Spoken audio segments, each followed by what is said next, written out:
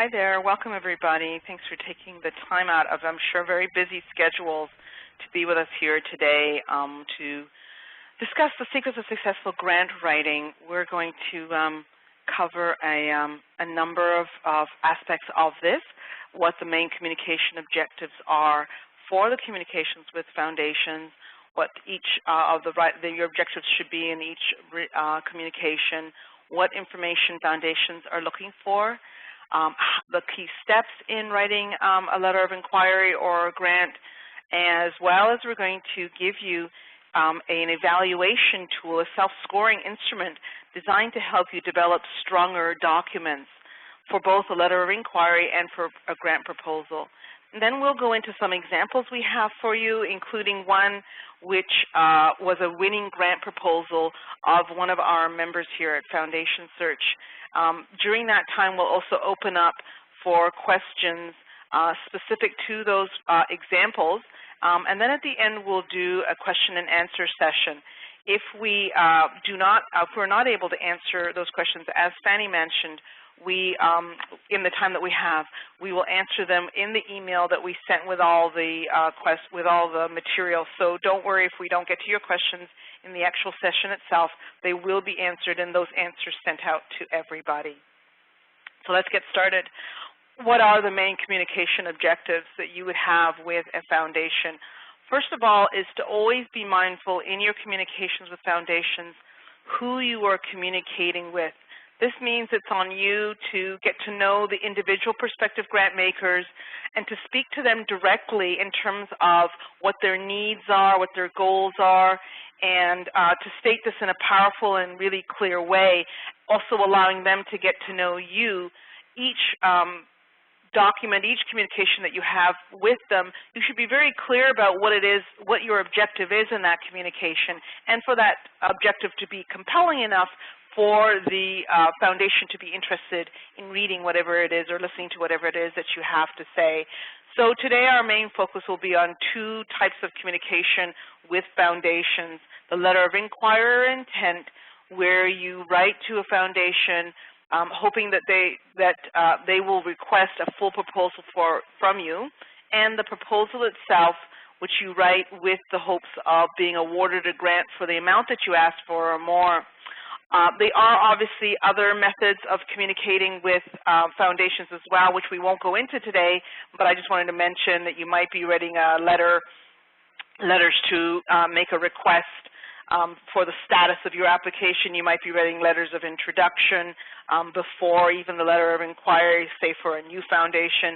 You may be emailing questions or calling to discuss aspects of your organization or the foundation. So there obviously are lots of other ways that you communicate. One of the second most important to the two that we'll be focusing on today, and which we will cover in a webinar in the future, is your website. After the letter of inquiry and the proposal, the website is the second place that foundations go to for information.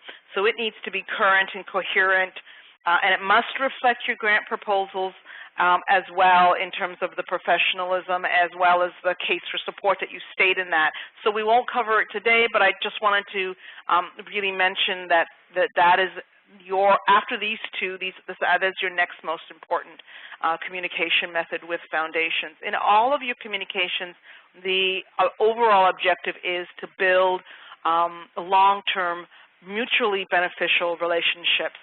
So for each communication that you have, your overall objective is to communicate that you are a high-performing, high-impact organization. So what does that mean? High-performing organizations clearly have the capacity to fulfill their mission. They have a proven track record. They compare favorably against a similar organization, and they measure the results of their programs and use those measurements as critical feedback to guide and improve their organization. They have real impact on a compelling need or aspect of our community. They have some kind of fresh approach and they can act as a model for other organizations. These are the kinds of organizations that foundations want to give to. So whether you're answering that question directly or not, this is what you want your applications, your communications to demonstrate throughout. Whatever you're saying, in the background of that is this proof that you are a high-performing, high-impact organization. And then you want to provide information necessary for a foundation to be able to award a grant. The organization, its missions, financial and resources and staff, details on the need or the gap in service, the population served, what services that you provide in terms of program details, the expected outcomes of the service, as well as on the grant itself, and how your organization is qualified to these. I'm just skimming through these really quickly because we're going to go into detail of them within the Evaluator. So the writing objectives continued. Excellence in presentation is extremely important. It must be well written and clear, concise, readable. When we talk about readability, I want to just emphasize that no matter how wonderful your grant is, if a person is not drawn to read it, then the information, the wonderful information you provided will not be heard. So please, nothing smaller than 12-point font so that the human eye can actually read it. Use lots of white space so that it's attractive and inviting. Serif types, not sans serif. Serif types, again, easier on the human eye, make it easier to read your document and actually garner the wonderful information that you have to share. The materials should reflect your organization's brand, but also demonstrate that you meet the general foundation's criteria. It should describe the need, the relevance, the outcomes, and plans and skills and resources needed to succeed. In other words, that you have all of that. And should be tailored to each foundation you contact, exactly matching their guidelines. Do not add more to them, nor not provide everything that they ask for in whatever kind of communication that you're having with them, and demonstrate an alignment between your programs and the foundation's giving interests. One way to think about this is a foundation is an investor who cares about a particular aspect of our community or a particular population, and they're trusting you to create the kind of change that they would like to see in that particular area. So you want to show them that you share their values. You want to show them that you share their interests and that you can make a difference in that area that they care about. So that's what we mean when we talk about alignment. Foundations have clearly stated in a survey by the Hope Consulting, which looked at over 700 foundations and 20 existing surveys, and found that the information that's most important to foundations is that need for information is not being met. If you look along the bottom here, this area here is what is the most important information to foundations, and then here is the least important and then the most important information to foundations. Here the foundations are saying where their needs are not being met and where their needs are being met. So as you can see, the two areas that are most important to them, their needs are being the least met. So for a not-for-profit organization who meets that information, who provides the information in terms of your own past performance, as well as the approach and impact of the programs that you're doing, you're going to be able to present very powerful, relevant information to the foundations. So the key steps in creating a document for a foundation is, first of all, to build a team. The foundation fundraising is a whole organization process, so the fundraiser should be creating a team that they coordinate, that's made up of researchers to actually find the prospects, to look at those organizations, cultivate them. You'll want to engage both board members in that process as well. You'll need from the program side a lead on the outcomes and details on the programs itself, then the person who actually writes the grant, and then somebody to critically review the grant who hasn't been involved in the whole process and be able to give you feedback from as basic as spelling and grammar to is the proposal or the letter of inquiry actually meeting its communication objectives. Next step is to develop a case for support, and you probably will do this step before you even start to look at fundraising, because this document, this internal document, actually supports all of your fundraising efforts overall. So it's a clear articulation. It's an internal document, let me say first of all, and a clear articulation of your organization's purpose, its strategies, and its goals. It should answer the question of why your organization should receive support. It is really the sine qua non process, and the document that you create from it is what underlines all of your foundation efforts. I would say a similar organization would be, a similar document would be a business plan. So think of this as the business plan for the fundraising side. And then make sure that everything you create, all of your communications, properly reflect what it is that you came up with in your case for support. Once you've completed this step, you'll want to develop some kind of understanding of the foundation environment. In other words, what are foundations interested in giving to? What are the trends with foundation one of these days?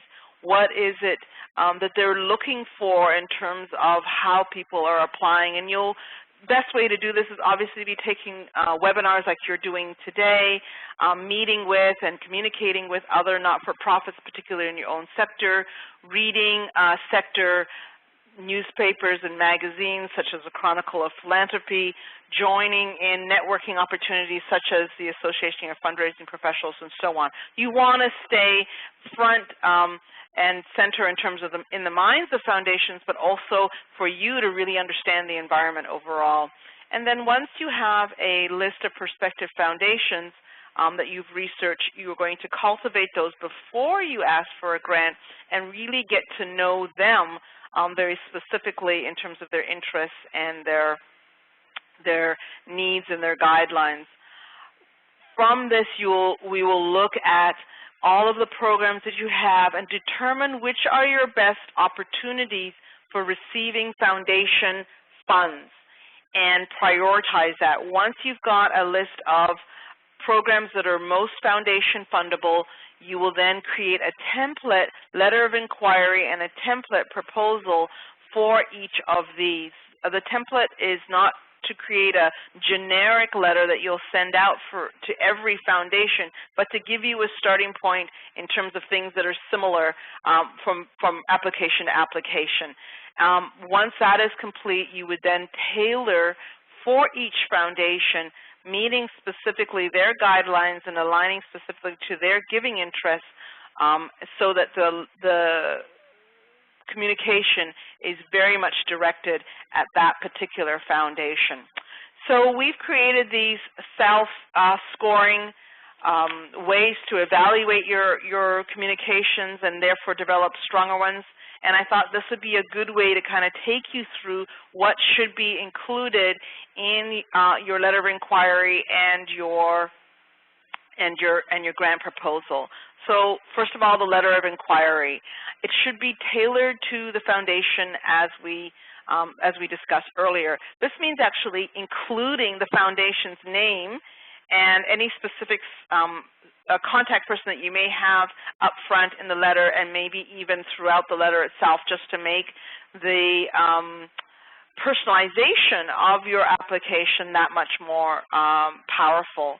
You should check it to make sure that it meets the foundation's applications deadlines. I'll tell you up front, if you are missing any components or if you're application is somehow not fitting their guidelines, many foundations will simply not read your applications. This is their first step. They check to see if you're meeting their guidelines. If you aren't, they put it aside and they don't pursue even an investigation of what you're asking. You then make sure that your programs are appropriate for the foundation. They look at both what they say they give to, as well as looking at their history to see what they have given to. So don't be sort of stymied by a list of, programs that they give to. Their history can sometimes be different from that. So look at both to get a sense of whether your program is appropriate.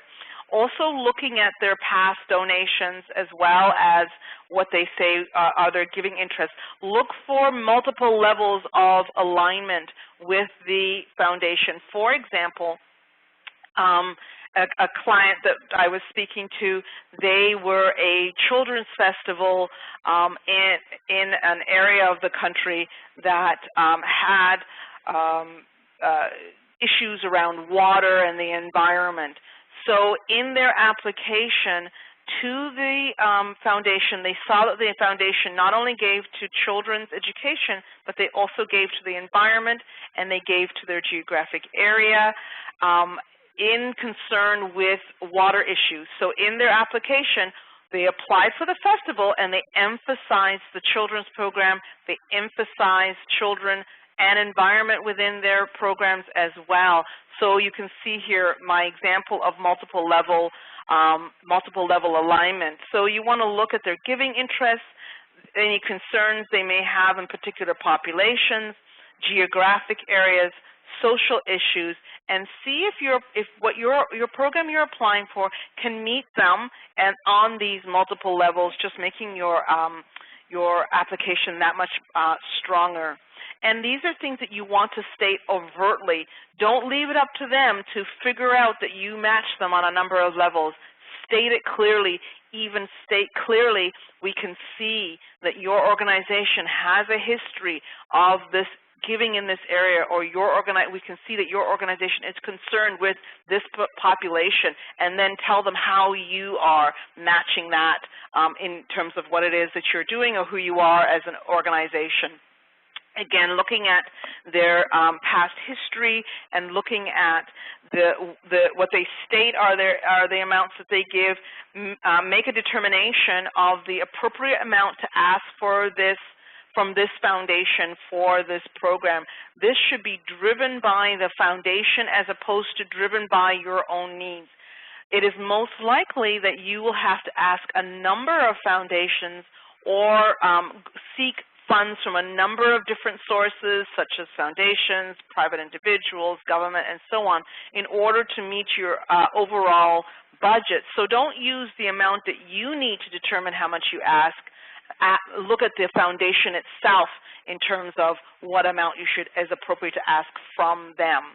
And then describe overall the impact of your organization and programs on the population, and then describe the impact of the grant on your organization, on the program that you're applying for, and on the population that you are serving.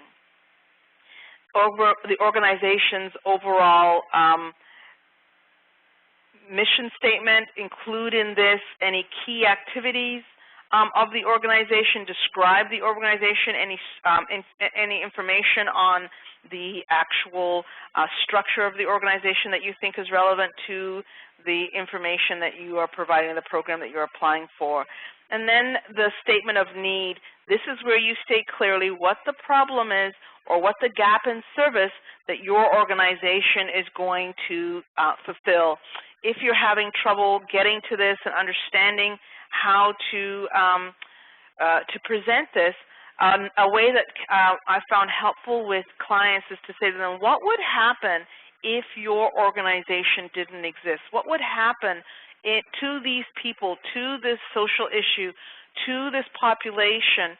to the community if your organization didn't intercede in the situation. And that's, I find, a really helpful way to get at the statement of need. Then you want to support that statement with statistics, a sort of a numerical picture of trends and so forth that are helping you support that this need is in fact urgent or compelling enough to warrant a grant. You want to really dig into the depth of the problem and its impact on people in terms of the scale of it, as well as its impact on the community in terms of the scope, whether it's local, regional, or national. This is the place where you really pull on the heartstrings and in a very overt way, though balancing it with statistics to support it all the way along. Next is your description of a description of the program itself. This answers the question of who, what, where, and why. The duration of the program. You want to make sure that you show that it fits in the mission of your organization and that the program addresses very directly the need as you have already defined it in your statement of need. You want to make this description as brief and clear as you can, stating what the goals are overall, as well as what the benefits of the program, both primary in terms of how it's impacting the population it's serving and the problem that you've stated, and then secondary impact in terms of other benefits to the community, other benefits to the sector that this program may have. Your organizational capacity is the part within which you, or it actually is there throughout the document, where you are showing that you are an organization that has a handle on what the issues are and that you know how to get the job done. This is basically what you want the foundation reading this to have that sense of you. As I said earlier, a high-performance, high-impact organization. You also want to show and put it front and center anything innovative, any fresh approach that you may have to the situation. I mean, most of the problems that we're all dealing with are age-old or particular to a population.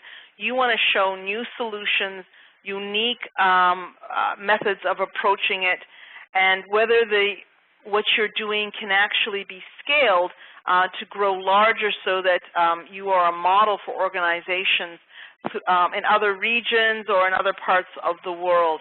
You want to show that you have that your model is sustainable through multiple sources of funding.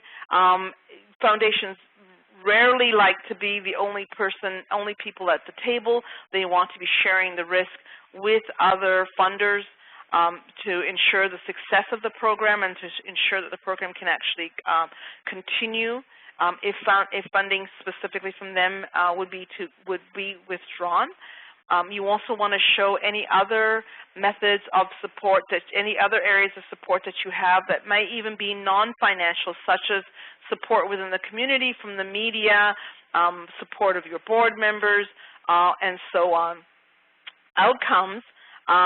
Here you want to show that you are measuring the results of what it is that you are doing, clearly stating what your indicators for success at what you set out to do as an organization, and that you're using the results measurement to actually drive your organization and manage the programs that you're delivering.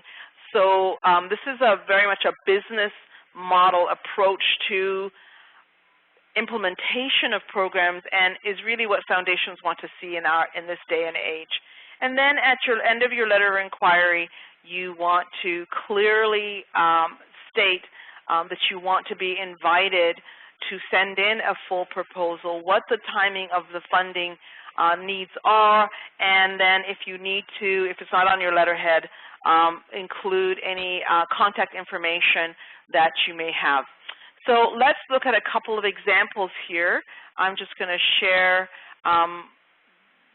a couple that I have here. And Fanny, could you just explain to everybody how they can ask questions during this period as we go over these? What you can do is, now that you actually see Shadi sharing the screen, and if you'll notice there's a little tiny box at the top of your screen that says Viewing Shadi's desktop, and what you can do is put your mouse on top of that, and then the window itself will lower down, and then you will see a button that says Q&A. Just click on that, and your Q&A box should open, and this will allow you to ask questions during this time with Shadi. Okay, great. And I think Fanny's going to set me up so I can actually see your questions as well, right? So we'll start by looking at our example here. This is an example of a letter an actual letter that was one of our clients shared with us that they had been sending, and they were asking for feedback on it. And I wanted to share, this is our letter to rework in order to improve it and for you to understand what it is that we are trying to share with you here today.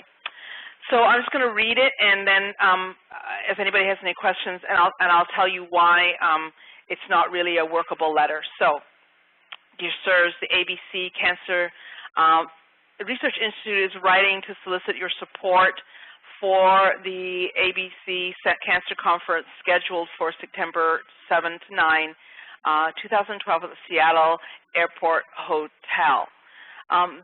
So first of all, just to mention, the person is writing for support in March for an event that's happening in September. This is a little too close in terms of timing. Foundations, it is a process. It does take a certain amount of time, and they don't like to be seen to be asked questions at the last minute in this way. So that's the first component of this that's not really working. Carrying on with the letter from here, the ABC Cancer Research Institute is a 501c3 not-for-profit education and research organization. Our mission is to improve the quality of patients' lives by supporting research and disseminating information that educates and empowers patients, families, and the medical community. A patient who understands his disease and his treatment options is empowered to communicate effectively with his physicians and will obtain better outcome. So while this is starts out as a good mission statement, it sort of falls down in terms of what it is that it sets out to do and how it knows that that it's actually having this kind of impact. There's no statistics, there's no information given to support the statement that a patient understanding their disease will be able to communicate more effectively, nor is it relating to the conference itself, how the organization will actually help patients to better understand their disease. So here the statement of need is just a little too vague for it to be effective. Carrying on, the ABC cancer is a highly complex disease, and the best treatment choice can vary greatly for different patients. This is YACRI's role. So here they've got an acronym that they're using for their organization, and it's fine, but they never in the beginning stated that this was going to be the acronym that they were going to use. It's a small thing, but these are the kinds of things that sort of make the reading of an application stumble, and therefore the person feels less and less like they're being communicated to in a very strong way. Carrying on, in educating patients about their options continues to be so critical. Research has proven that patients with certain types of ABC cancer can safely defer treatment as long as they are closely monitored. Such an approach can be attractive, particularly for those who do not wish to compromise their quality of life. So again, this is another paragraph that is trying to present the need, but is not showing how this works, how the intersection of what it is that they're providing and what the patient experiences is going to help the patient do what it is that they're setting out to do in terms of a mission as an organization.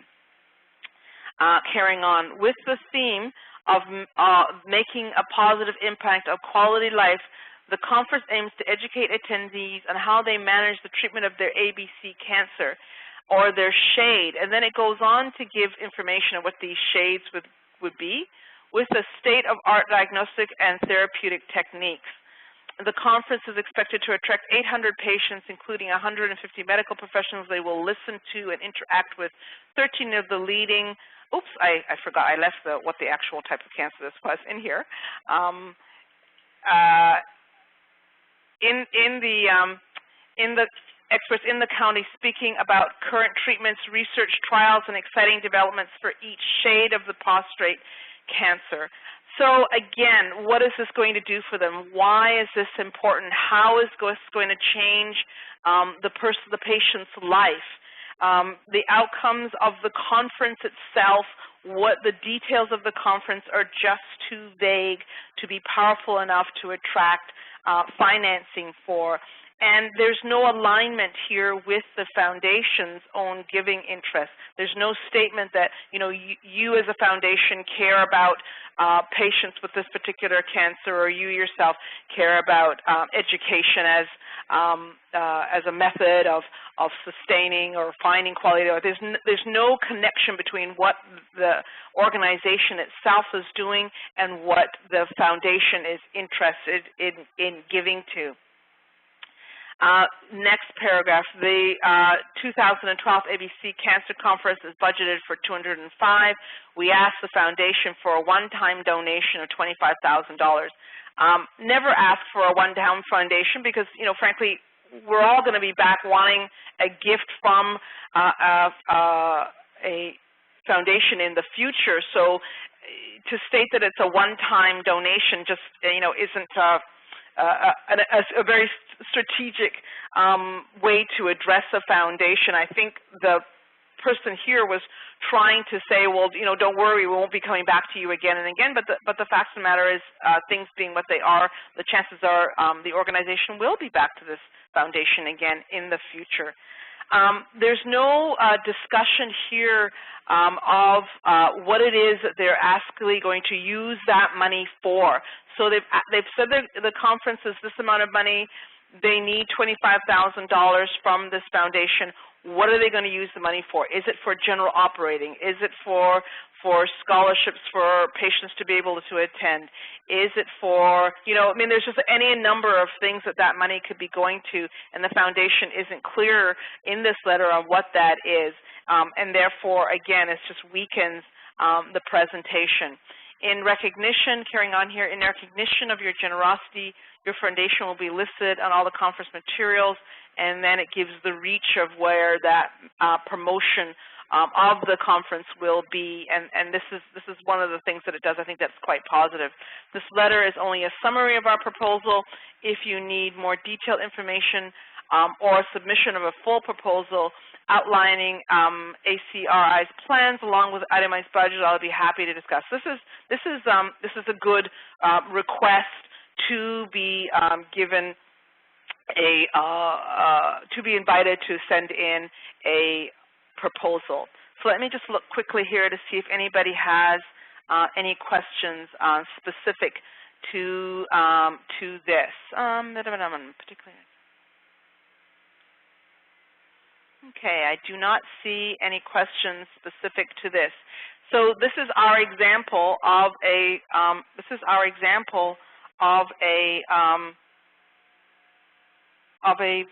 foundation.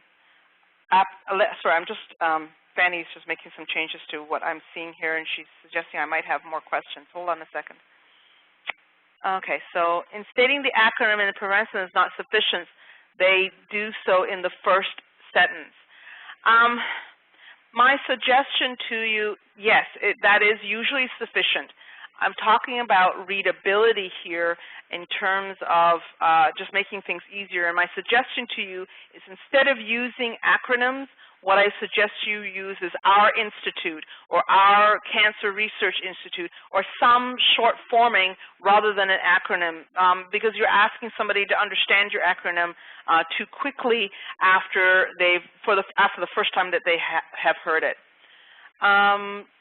Could you please show us a proper letter after this? A good one. Yes, I will be showing you a good one as well. Just give me 1 second here. Okay, what else? Would you say that a donation of X amount or in keeping with your means is in the case that amount is too robust?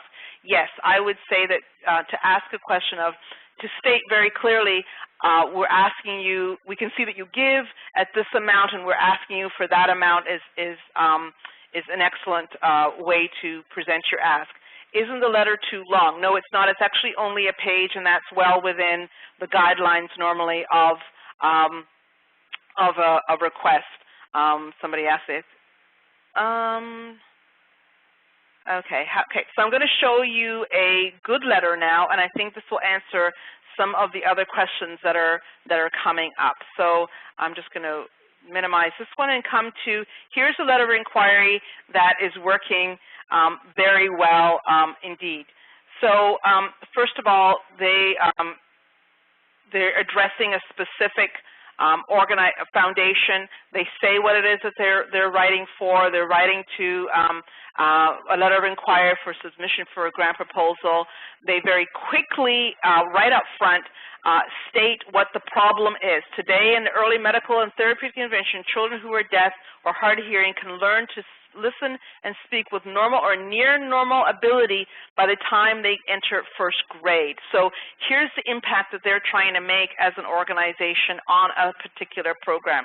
The approach of XYZ Institute for Children of Hearing Loss engages 3 fundamental steps that can transform a child's life from one of isolation and disheartenment to full engagement in our hearing and speaking world. Again, stating what it is that they are doing and what it is that they're going to do. They're going to make a change in a child's life so that they're no longer isolated and disheartened. And then they tell you what methods, what programs they have to do this. With such technology and therapy now available for a child to be denied this opportunity is tragic with lifelong consequences, pulling at our heartstrings there. And then here they simply add the name of the foundation that they're actually writing to. This is their generic letter. Grant will mean one thing. More children who are deaf or hard of hearing will be taught to listen and speak. So they're telling the foundation, here's the difference that you can make for this particular area. Urgency, they title it. With 1 in 300 children in the U.S. born with deafness or significant hearing loss occurs in newborns more frequently than any other health condition. The need is urgent. So this statement of need is powerful. Not only is there a high number of children in the community who are being affected, they're very clear about the fact that this problem is the health condition that is most impacting newborns. So very compelling in terms of the need. The XYZ Institute works to ensure that children with hearing loss receive the help they need and receive it now when they are young and when the window of learning is the widest. Here again, they are showing that the grants, that their programs, if done, will change how a child's life goes. Each year, treatment of thousands of families are affected by hearing loss. The technology treatment to mitigate the crisis is now in place. The support of organizations like the name of the foundation enables XYZ Institute to continue to be innovators and to develop strategies and programs that will ultimately help thousands of individuals and families in years to come.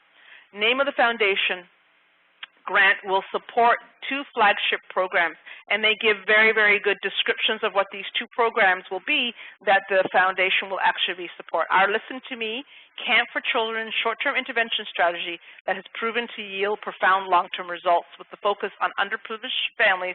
Intensive medical care is provided to children with severe or profound hearing loss. Here we address critical issues like addressing family anxiety around coping with children with hearing loss and educating parents on how to work with hearing professionals, teachers, children to maximize learning. As a result, so here comes the outcome statements that they're going to have. So that's an excellent program description, and then they're going to immediately tell you what the benefits of this program is. As a result, parents have a much firmer grasp on their role as educators. They know how to promote language development and speech, and they're able to handle family conflicts. And so important, they understand how to promote higher expectations in terms of what their children can achieve. So you can see the primary benefits to both the population and to the sector right there. The next program that they're asking to for support from the foundation is a program they call their Institute Scholars. This program provides for the unmet medical needs of a select group of underprivileged children for a 3-year period. Without this program, these children would likely never have such an opportunity. So here is another powerful statement of need. We provide children with all the support they need to learn to listen and speak. It is worth noting that we are in the process of establishing XYZ Institute Scholars Program as a regional network of satellite sites which will provide ongoing support and education. These sites will be established in geographic areas where there is both a concentration of children in need and a lack of available resources. So they've talked about what their program is, and now they're talking about the scalability. They're going to actually expand their program to create a whole network. And again, this makes their application that much more powerful. In this way, XYZ Institute Scholar Program will develop a network of skilled pediatric implant clinicians who are dedicated to caring for children in need by reducing geographical and financial constraints. The XYZ Institute plans to work with Stanford University to select appropriate outcome measures to determine the effectiveness of its intervention strategies. So they're telling you how they're going to measure outcomes. These measurements are especially important as we lay the groundwork to expand our program nationally. So they've stated innovation, scalability. They've showed you their partnerships, and in showing you their partnerships, they've talked about a very high capacity. You have the feeling by this point already that this is a very high-performing organization that's going to have a real impact with these kids, and then you know that these kids really need the help because you can see that it's the health problem that hits newborns the hardest and the earliest in their lives. And then it goes on to talk about the mission of the organization, when it's founded, and so on, very, very briefly. Founded in 2008, the XYZ Institute is a public charity that provides the medical and social support necessary for children with hearing loss to learn, to listen, and speak. The XYZ Institute works with partnerships. I won't even try to pronounce that type of medicine of ear, nose, and throat of the 3 university centers. Our founding rests on the primary position that in order for cochlear implants and hearing aids to be maximally effective, they require intensive psychosocial intervention, speech pathology, and other support for these children with hearing loss. Our approach has yielded profound results for children and their families. I hope you will have the opportunity to tell you more about why by way of a full grant proposal, and thank you for your consideration. I look forward to hearing to you. So this paragraph has both the mission and the ask to be invited to submit a full proposal built right into it. So again, I have some questions here specific to what is happening, these examples that I've given. So let me put these together. Fanny's just organizing them for me. What is considered an adequate amount of time, 1 year before or 1.5 years? I think you're asking for an amount of time that to do the grant process. The person asking this question, I would say that at a minimum, you should be asking for funds that will be utilized in anywhere from 8 months to a year as a minimum. Next question.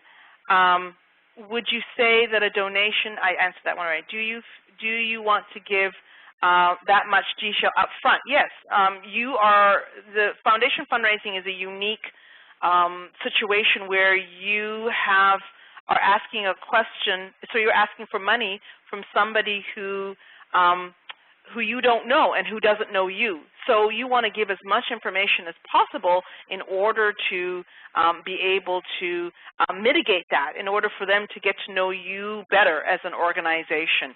And if you don't give them the information they need to be able to be interested enough in what you're doing to actually invite you to submit a full proposal, you'll never have an opportunity to give them that information. Next question, when you're dealing with the quality of life issues, how can you quantify them? Yeah, it's challenging for sure to do this. What you have to do is you have to look at what the key indicators in terms of quality of life are. How can you tell that the quality of life has been improved? They are actually ways to measure that, and I will, maybe what I'll do is I'll send you, when we send the materials out, I'll send you a website that has key indicators for various types of sectors, and that'll start to give you some sense of what that is. If I'm just making myself a quick note here to include a key indicator website for everybody so that you can see. And so once you have your key indicators, then your job is to see how well your organization is doing against those key indicators, and in that way be able to show improved quality of life. Next question, what is considered automatic time? Okay, we answered that one. Next question, instead of asking if they need detailed info, would it be better to say something like ABC would welcome the opportunity to provide a full proposal, not to say if you need? I agree. I mean, that would definitely be better. I was wanting to give you real-life examples, so that's what they wrote. Yeah, it could absolutely be stronger. Next question, do you need to name other funders if asked to provide more information? Yes, we're going to go over what should be in the proposal, and I'll mention that here. If in the guidelines they want to see that up front, then do it up front in the letter of inquiry, but usually you talk about the fact that you have other supporters in the full proposal. Next question. Is it appropriate to put in a sentence suggesting you will follow up with the organization? I guess you could. Not necessary, really, but you could if you like. You've got such little room. It's best to save it for your information, not for things that you're going to do, since you are actually, most likely going to follow up anyway. Next, that is, what stats would fit here to give concrete measurement to qualify quality of life issues so that the heartstrings and the stats are paired? Well, I think you're asking about the particular that particular letter that I suggested from the ABC Cancer Association. So again, I would say that organization needs to show what are the key indicators of what is happening here, and then use that to prove that they actually meeting those, and you'll see that more clearly when I send you that website. Next question, do they need to say where the conference is being held? Why is that important? It is if you want to match on various levels of giving interest, and you might, saying where the conference is might hit on a geographical area of giving interest for a foundation. Not necessary, really, unless that is the particular button you're trying to push on, but yeah. Why is the date too close to the event? Because the foundations, the process of, if they don't have an exact deadline, the application process is usually a 3-month process at the very least. So March to September, I would normally wait 3 months to even see if you got a response. So let's say you get a response at the end of 3 months saying, yes, send us a full proposal. Then you don't have very much time for that proposal to be evaluated to see whether it's just too tight for the amount of proposals that most foundations receive. I'm going to stop the questions here, and just so we can make sure that we complete our presentation, and then we'll pick the questions back up again after we return to the rest of our presentation here. So let me just bring back the rest of the presentation. Okay, so the letter of inquiry. The next area that we wanted to show you, our self-evaluation, is in the grant proposal itself. So the grant proposal, again, at the beginning is most of the points here are very similar to the letter of inquiry. The letter of inquiry you could actually think of as a distillation of the full proposal, or you could think of the proposal as a more detailed elaboration of what it is that you have in the letter of inquiry. So if I've already talked about the section, I'm just going to skip over it, and you can find, you know, the materials on it inside of the letter of inquiry and Evaluator that I've already gone over with you.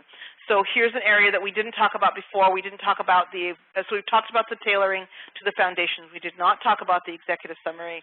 This should have all of the key points and should be very comprehensive.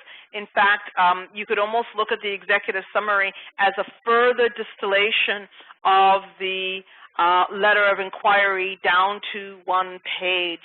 So it's very succinct. It could stand on its own. Somebody could read the executive summary itself and completely understand everything that's going to come in more detail in the proposal. And it should be very powerful. Just because it's a distillation doesn't mean that it shouldn't have a sort of a coherent overall look at what it is that you're applying for, and should be as equally readable and as equally powerful in terms of the types of statements that you are making. So we've already discussed the statement of need as well as the program descriptions. These, of course, are going to be here in the grant proposal in fuller details. Organizational capacity, again, we've already talked about that. We briefly touched on innovation and scalability, which should be mentioned in the letter of inquiry. In the full proposal, you should go into this area in much, much greater detail. So we've given you some greater information here in terms of what innovation and scalability, what it is that you're including in your proposal. So you're describing whatever the fresh approach you have to the particular problem. You are describing why it's unique.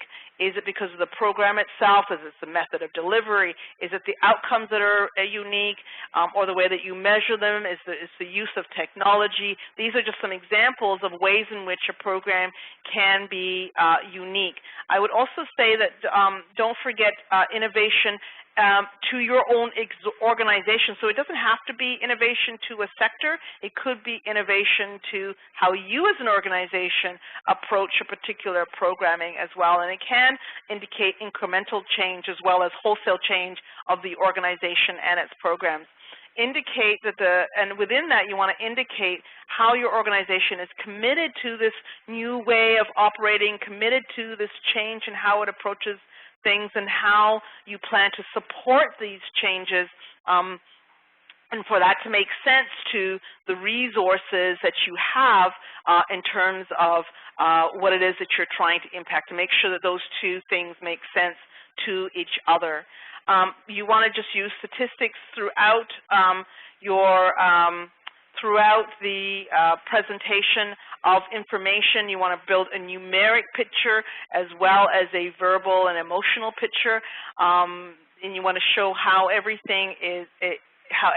how all of the impacts are measured empirically, so that they seem or are very well supported in terms of the claims that you're making of how things are changing or being impacted by what it is that you're doing. So in the areas of outcomes, again, I wanted to give you a little bit more detail here of how to approach outcomes. This is by a very clear definition of what it is that you're going to be measuring. Describe your procedures in this method, what instruments, social science instruments you're going to utilize to measure outcomes. I also wanted to, at this point, make the distinction between outcomes and outputs, which is often the place that organizations fall down in terms of how they present this. So outcomes are the effect of your programs on the population, on the problem, and so forth. So this is overall effect, whereas outputs are what goods or services, the production of what it is that you are doing. So as an example for the distinction between these two, here's an example. Is an organization that builds wells for fresh water for communities in Africa and in South America. So their outputs would be the number of wells they have built over a period of, well, say they're talking about the last year in terms of their past performance. We've built, 2,000 wells. We've had this many well projects. It's provided water for this many people, this many gallons of water. Those would all be outputs. Whereas the outcomes would be such things as the reduction of disease in those villages because of the fresh water. Maybe it would show how the fresh water and the ease of waterability of getting water allows more children to attend school instead of spending their whole day going to and from distant sources of water. So I think from that you can see the difference between outcomes and outputs, and it's very important that you present both of them in your information about the benefits of the programs that you are providing. You want to talk about the staff overall of the organization in terms of the senior staff, and why they, what their expertise is and why they're the right people to be leading the organization. And then you want to talk about the program staff themselves, what their qualifications are, and why they are the right people to be leading or implementing these programs. Next comes your budget for the organization. Don't forget to include in the budget section what the revenue sources are, where you're looking for, where you're going to be receiving funds for the program, as well as other aspects of the budget itself. Again, foundations want to see that you are fiscally responsible, and this is what you're trying to prove in the presentation of your budget. So again, I have an example for you. Here, let's look at an example of a proposal that was successful. The organization that is being presented here is the Northeast Ohio Coalition for the Homeless. This is came in second place. We have a contest here at Metasoft of applications, and Fanny will tell you more about it. These are grants that have been successful. The organization has actually achieved the grants, and we provide them for our clients as samples. So I've taken one of these to show you what a successful grant would look like. In the first couple of pages of this that we'll send you, is their letter of inquiry, and you'll see there that it meets all of the outline that we discussed. Next is their cover letter for the actual application itself. They're using this cover letter in substitute for the executive summary. It's not as full as an executive summary would be, but it is one way to present an executive summary as a cover letter to your proposal overall. And then next, they have in their proposal here is they have a table of contents. This is a nice to have, not absolutely necessary, but with document this long, it makes a great deal of sense to provide this. Also, it assures the foundation that everything that they have requested from you is contained within the proposal itself, and they can see that by looking at this one page. So again, as you can assure and make a foundation feel like you are in alignment with them, that you are following what it is that their stated goals and guidelines, the more open they are to reading your application as they actually read it. I do want to just say two caveats on this particular proposal that we chose to show you today. We did choose to share it with you, as I said, because it was successful, and also because it came in second place in our contest for proposals. But I do want to caution you, it is back from 2006.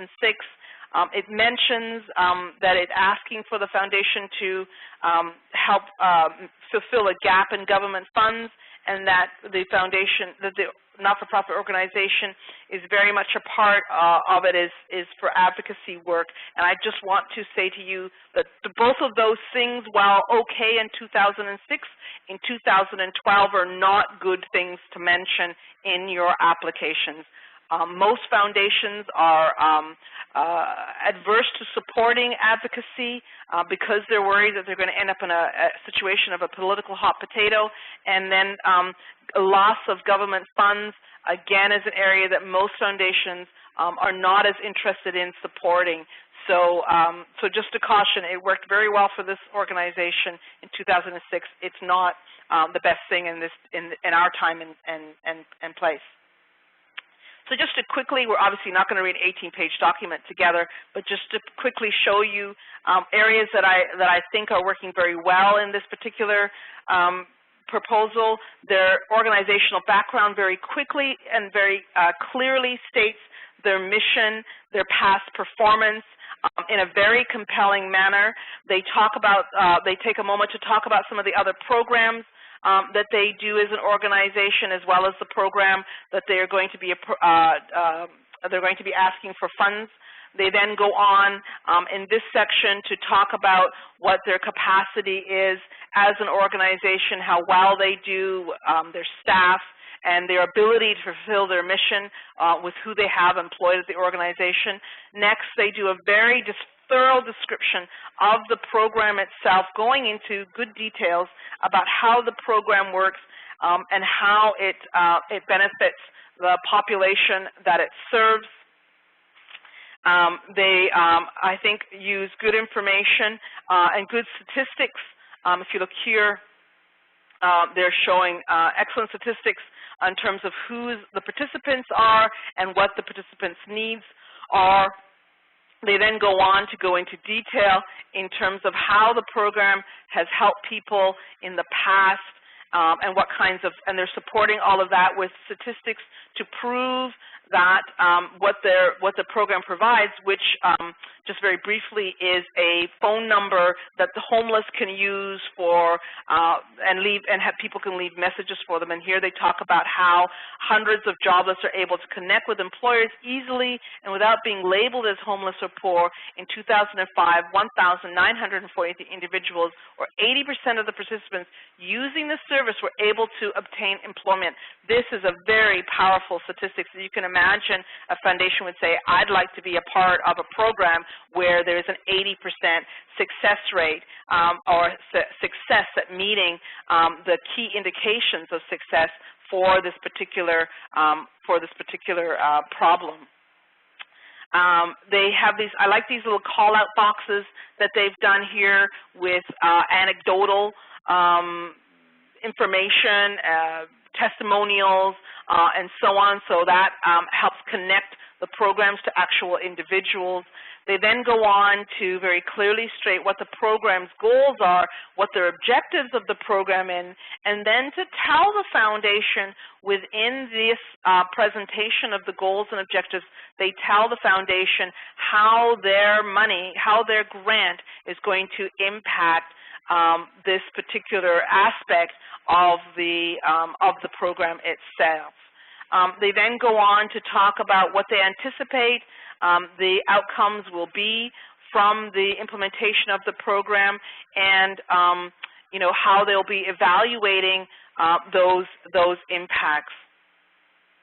And then carrying on with this example, they show the budget, again tying it back to the organization that they're applying for funds from. They tell you what the cost is that they have, and then how the particular foundation, what money will be allocated from the gift they're asking for to the particular expense that the organization have. This is a very powerful way of presenting a budget and gives the foundation a strong sense of how their grant will impact the program.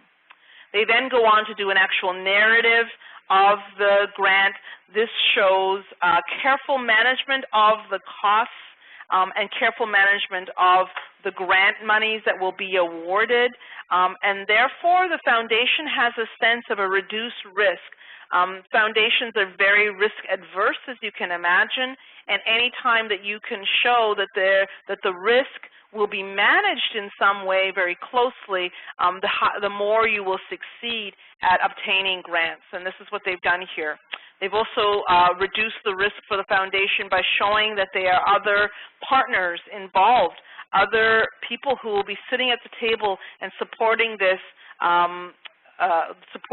program. This not only reduces the risk, but also shows that other people, other foundations have done the kind of due diligence on the organization, which would give the foundation confidence that they've been thoroughly checked out and have met a number of people's standards. Again, showing the foundation that the risk that they are taking in investing in you as a not-for-profit organization is being mitigated in some way.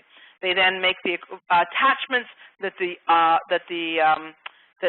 foundation has requested. They add those attachments, and there's some actual supplementary attachments that they've decided to add. And then just to show you that indeed this foundation awarded the grant, we just included their letter of winning the grant application and the support that the foundation is going to give them. So let's go to questions at this time. And we'll go through them with the time allotted. If we do not get to the questions in this time, then we will answer the questions in writing and provide those answers when we send you the materials. So just starting on the questions here, do most foundations outline what is needed in the LOI? Yes, they do in their guidelines often tell you what it should be included in the letter of inquiry. If they don't, I would suggest to you that you simply follow the outline that we've given you here. I'm hearing, okay, that's a problem somebody said. Is there an ideal length for letter of inquiry? If they do not state clearly what it is that they want, in the length they want for their letter of inquiry, I'd say 2 pages maximum. Can you expand on the HOPE poll, which stated foundations most areas are not being addressed? 1, approach expected impact programs, and 2, past reform. What are some of the examples of how these can be addressed? Yeah, I can just expand very briefly on the HOPE Foundation. We will actually be having a webinar.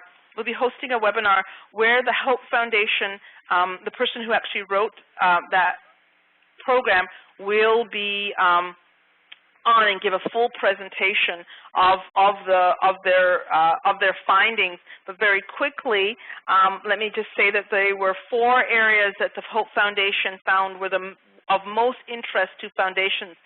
The highest was the approach and impact. So here they want to know details on the program, what the outcomes of that program will be, what the goals and objectives would be, and how you are going to achieve those goals. Second was past performance. They want to see what outcomes you've had in the past. They want that to be supported numerically, any history from the organization in terms of their success in the past. Third highest of the factors that foundations looked at was the financials.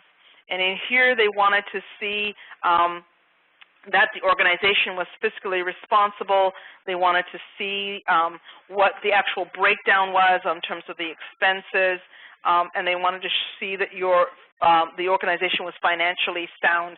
And then number 4 was the information on the cause itself, who the beneficiaries were, and so forth. So just again, number 1 was the approach and the impact, 2 was past performance, 3 was financials, and 4 was the info on the cause itself. And that's what the HOPE Foundation found to be the factors that foundations were most interested in. Next question, we are a startup. What do we suggest we do? I'm not quite sure what it is that you're asking. I guess as a startup in the first place, the question continues, particularly as it relates to organization capacity and high performance. Okay, so what I suggest you do is take yourself as an organization through a case for support, case for support process to really clearly articulate who you are, who you serve, and how you're going to serve them. Since you do not have any information on past performance, you're going to demonstrate that you will be a high-performing organization by showing the qualifications of the people, by showing any information that you might have about your approach that other people have used. You might use statistics and information from other organizations that have approached things in a similar way to the way that you're going to. Next question, how far in advance is it reasonable to ask for foundation? As I said, area 6 to 8 months is the minimum. Do you recommend sending a summary of the proposal like the one presented but better, or simply submit the full proposal right away? If you are invited to send in a proposal, I do think a table of contents is good. Executive summary is absolutely necessary at the beginning. And as I said, you could substitute a cover letter for that, but the cover letter would be an executive summary of the whole proposal.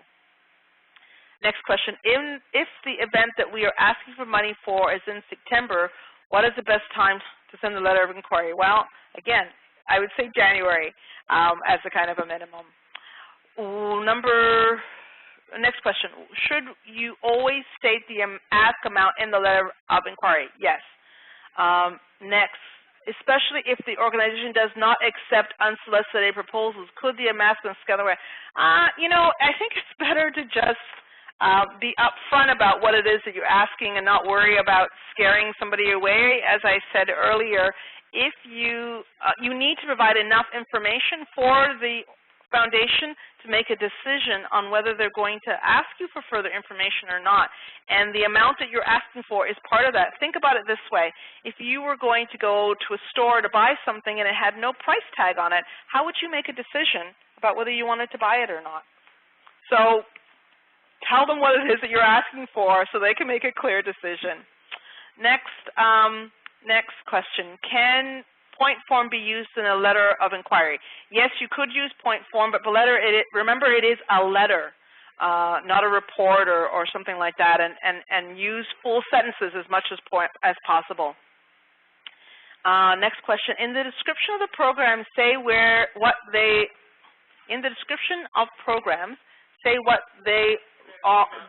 their results are, but there are no statistics or metrics to support their claims. Why is this, in this case, is as strong before such bigness was seen as weak? I think that they do use some statistics, you know, it is a careful balance between statistics and pulling on the heartstrings. This was a successful letter of inquiry. They do have some statistics. The emphasis is a little more strongly on the emotions, but I think the balance is there as well. Next question. My quite nerdy question is, the good letter is definitely good, but does she think the paragraph should be shorter from a readability, white space perspective? Yes, the letter is a little bit tight. It is. It's a little full on the page. The letter was successful, as I mentioned, but it probably could be edited a little bit to allow for a little bit more white space. You know, in giving the evaluators, I'm giving you best practices. And as an organization, as a fundraiser, you're going to come as close to those best practices at the highest level that you can. Even in the examples that I give you are not perfect, but they were successful, and they are very, very good. So do use the evaluators. Try your best to come as close to meeting it on every level that you can, but also, you know, manage your expectations, if you will, in terms of your ability to be absolutely perfect in your applications. Do your very best. Next question. I was told that using headers and letters of inquiry is not acceptable. Please clarify, as your good example does use them.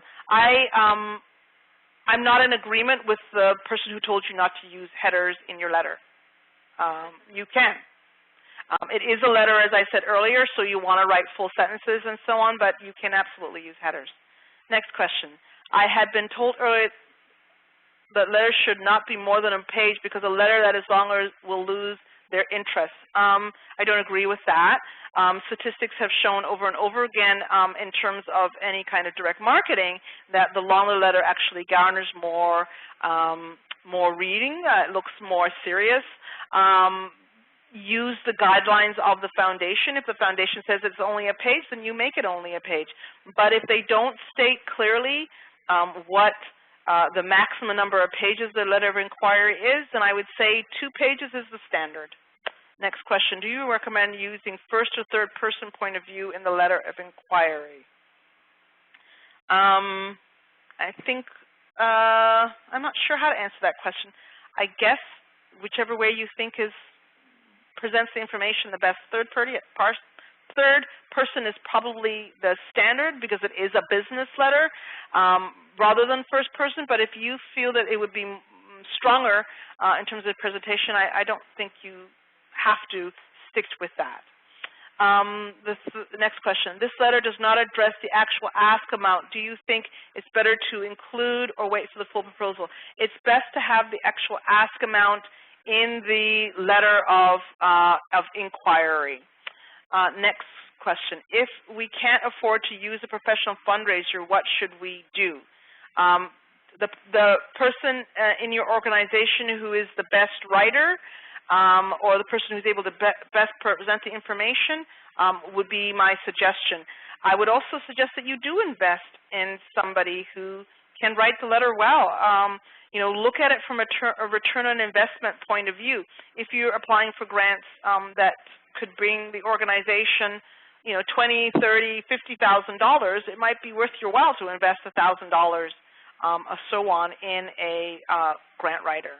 Otherwise, you need to look to the most skilled person and assign them that duty.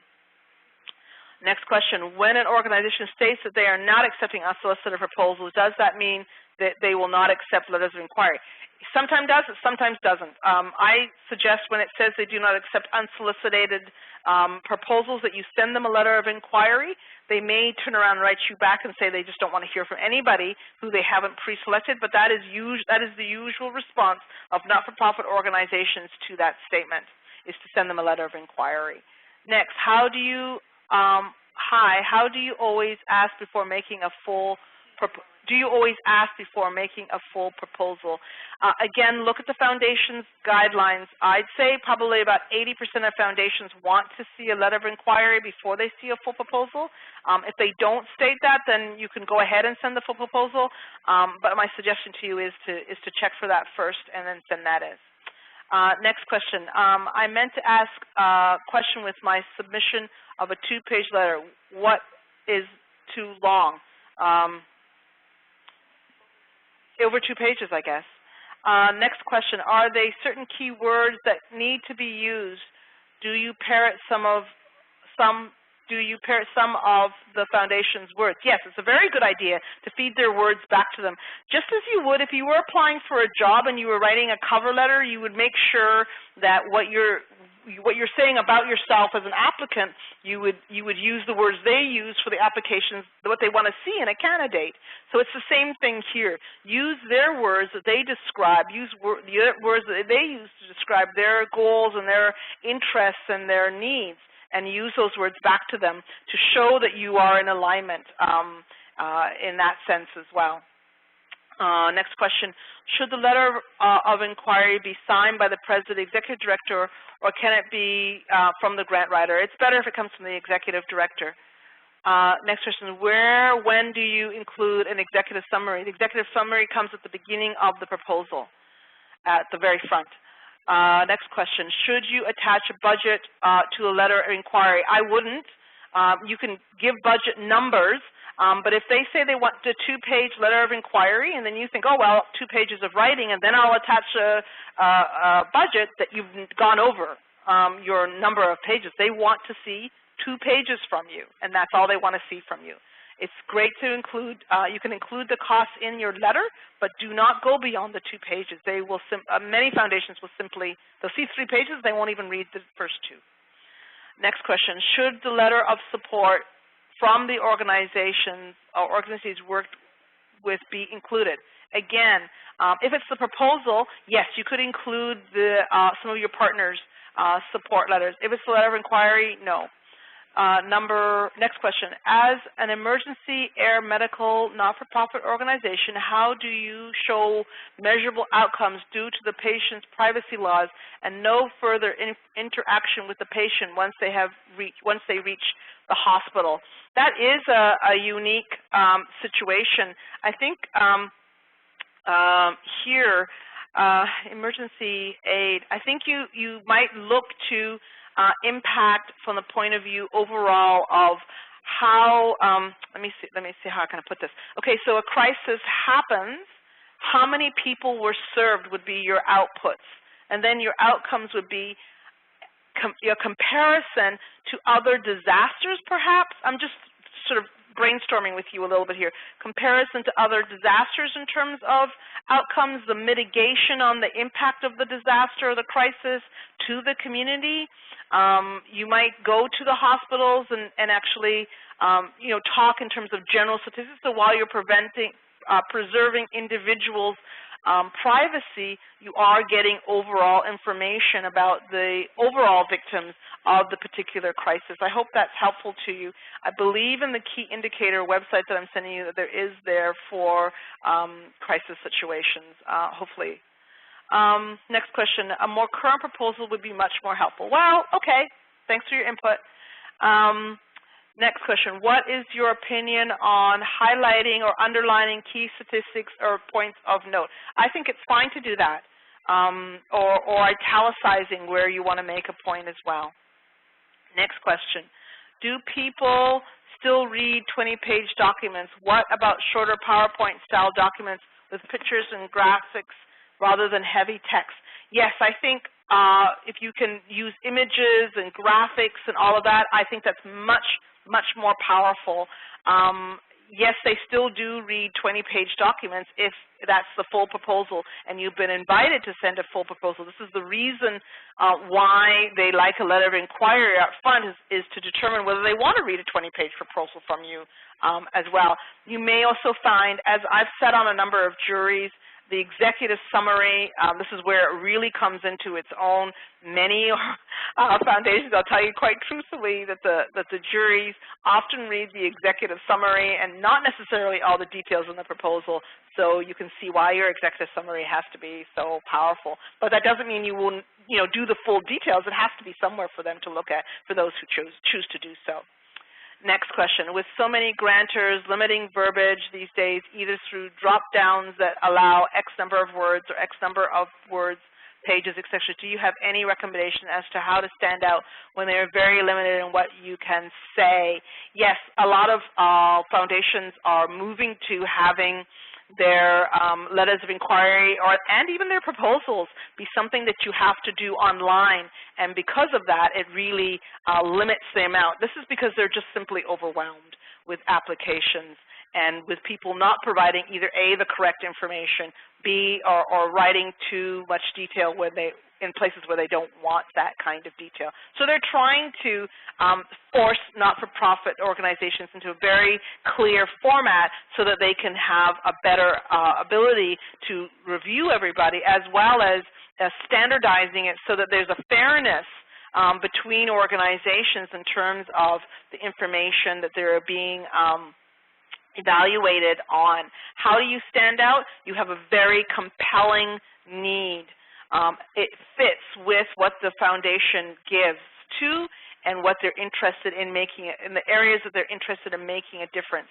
You make sure that you are matching them in terms of the geographic area that they are interested in, the population that they're interested.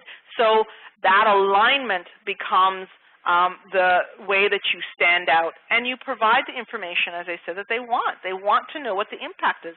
They want to know what your approach is, and they want to know that you are financially stable and that you have the capacity to actually fulfill the mission that you say that you're going to do. Next question. Where in the proposal would you place information about your organization's website, and how much information will this site would you provide?